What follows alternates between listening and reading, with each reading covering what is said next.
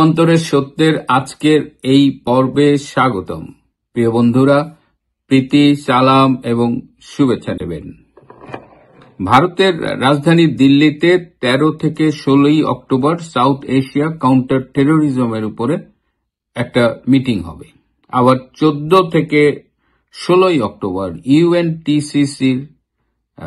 ইউএনটিসিসি মানে হলো United Nations troop contributing countries, সেই দেশগুলোর সেনা প্রধানদের একটা মিটিং। ইউএনটিসিসির মিটিং এ প্রায় 30টা দেশের প্রতিনিধিরা অংশগ্রহণ করবেন। এবং আপনারা জানেন যে বাংলাদেশ 1988 সাল থেকে জাতিসংঘ শান্তিরক্ষী মিশনে অংশগ্রহণ করছে এবং সর্বশেষ গত প্রায় 7-8 বছর ধরেই বাংলাদেশ আইদার নাম্বার 1 না হলে নাম্বার 2 মানে highest number of troop sending country. এখন বাংলাদেশ থেকে সবচেয়ে বেশি সংখ্যক সৈন্য ইউএন পিসকিপিং মিশনে যোগ দেয় এবং কখনো কখনো তারা নাম্বার 2 এ নামে, আবার 1 নম্বরে চলে যায়।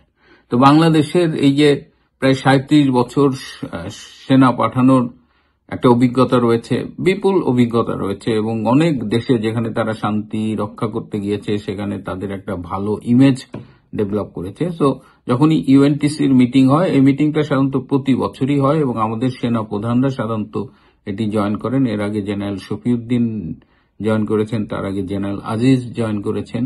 কিন্তু এবার যখন এই মিটিংটি, গত বছর এই মিটিংটা হয়েছিল হাওয়াইয়ে এবং সেখানে আমাদের জেনারেল ওয়াকার শেষ মুহূর্তে যোগ দেননি।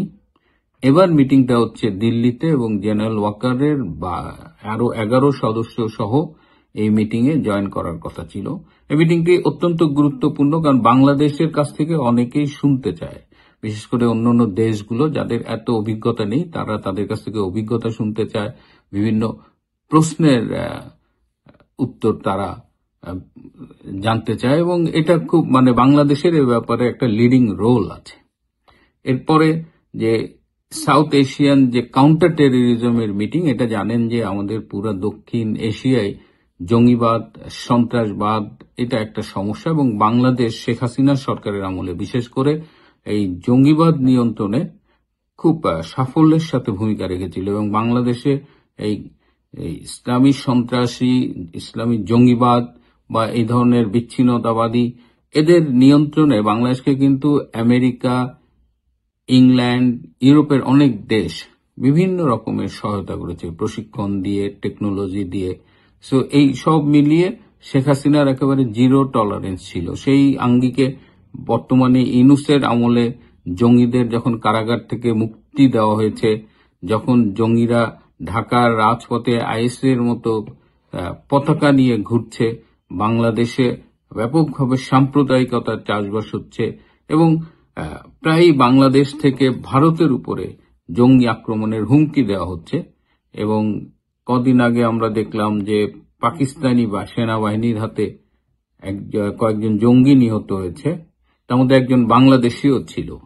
তো সব মিলিয়ে এই সাউথ এশিয়ান কাউন্টার টেরোরিজমের এই মিটিংটাও খুব গুরুত্বপূর্ণ। এই দুটো মিটিংয়েই জেনারেল ওয়াকার যোগ দেওয়ার কথা ছিল এবং মিডিয়ায় সেরকম নিউজও এসেছে, কিন্তু আলটিমেটলি জেনারেল ওয়াকারের সেখানে যোগ দেওয়া হচ্ছে না। এটার কারণ জানতে গিয়ে অনেকেই বলছেন তিনি নিজের থেকে যাননি, কিন্তু বিষয়টা তা নয়। ডক্টর ইউনূস তাকে ভারতে যাওয়ার অনুমতি দেননি। কয়েকদিন আগে ভারতের কলকাতার ফোর্ট উইলিয়াম, যেটাকে এখন বিজয় দুর্গ বলে, সেখানে একটা উচ্চ পদস্থ ভারতীয় সামরিক কর্মকর্তাদের মিটিং ছিল। সেখানে জেনারেল ওয়াকার যেতে চেয়েছিলেন, ডক্টর ইউনূস দেয়নি। এই যে 13 থেকে 16 দুটো মিটিং হবে এই মাসের, সেখানেও কিন্তু ডক্টর ইউনূস জেনারেল ওয়াকারকে যাইতে দিলেন না। তার পরিবর্তে যাচ্ছে এই আর্মি ট্রেনিং অ্যান্ড ডক্টরিন কমান্ডের GOC lieutenant general Mainur Rahman. কেন জেনারেল ওয়াকারকে ভারতে যাওয়ার ব্যাপারে ডক্টর ইউনূস অনুমতি দেন না এবং খুব দ্রুত? কারণ এর আগে আবার 22 থেকে 27 সেপ্টেম্বর ইন্দো প্যাসিফিক রিজিয়নের সেনা প্রধানদের যে মিটিং হলো মালয়েশিয়ায়, সেখানে কিন্তু ঠিকই গিয়েছে, কিন্তু ভারত হলেই কেমন জানি ডক্টর ইউনূসের প্রশাসনের ভেতরে একটা আতঙ্কের সৃষ্টি হয়। তারা এত ভয় পায় কেন যে জেনারেল ওয়াকার ভারতে গেলে ভারতের উচ্চ পদস্থ কর্মকর্তাদের সাথে তিনি গোপন বৈঠক করবেন। দিল্লিতে বর্তমানে শেখ হাসিনা অবস্থান করছেন, জেনারেল ওয়াকার গোপনে শেখ হাসিনার সাথে বৈঠক করবেন? আওয়ামী লীগ, ভারত, শেখ হাসিনা, এই শব্দগুলো ডক্টর ইউনূসের পুরো প্রশাসনের, উপদেষ্টা পরিষদের বুকে ভীষণ কাঁপন ধরায়। গতকাল উপদেষ্টা পরিষদের তার মধ্যে আবার একটা মিনি ক্যাবিনেট আছে 6-7 জনের, সেটার একটা মিটিং ছিল, সেটা ক্যান্সেল করে আজকে করার কথা সন্ধ্যার দিকে। তো এই অজানা আতঙ্ক থেকে যে ওয়াকার ভারতে গেলে না জানি কি হবে, কিন্তু বর্তমান যুগে কারোর কি ফেস টু ফেস দেখা করা খুব জরুরি, গোপন বৈঠক করা খুব জরুরি। যোগাযোগের অনেক মাধ্যম আছে। আমরা শুনেছি যে মালয়েশিয়ায় তিনি ভারতীয় সেনা প্রধানের সাথে মিটিং করেছেন, একাধিক মিটিং করেছেন, যদিও এটি নিয়ে সন্দেহ আছে যে আদৌ ভারতের সেনা প্রধান কি মালয়েশিয়ায় এই বৈঠকে যোগ দিয়েছিলেন কিনা, নাকি তিনি ভারতেই ছিলেন। আবার কেউ বলছেন যে জেনারেল ওয়াকার মালয়েশিয়া থেকে শেখ হাসিনার সাথে ফোনে কথা বলেছেন, সেটি নিয়েও নিশ্চিত করে কিছু বলা যায় না। কিন্তু এই যে ডক্টর ইউনূসের যে ভয়, উঠতে ভয়, বসতে ভয়, এইভাবে আর কতকাল জেনারেল ওয়াকারই বা আর কতকাল এইভাবে অপমান মেনে নেবেন? প্রিয় বন্ধুরা, আমরা একটু দেখি। আজ এ পর্যন্তই। ভালো থাকবেন, সুস্থ থাকবেন, তার চেয়েও জরুরি হলো নিরাপদে থাকবেন। সবাইকে অনেক ধন্যবাদ।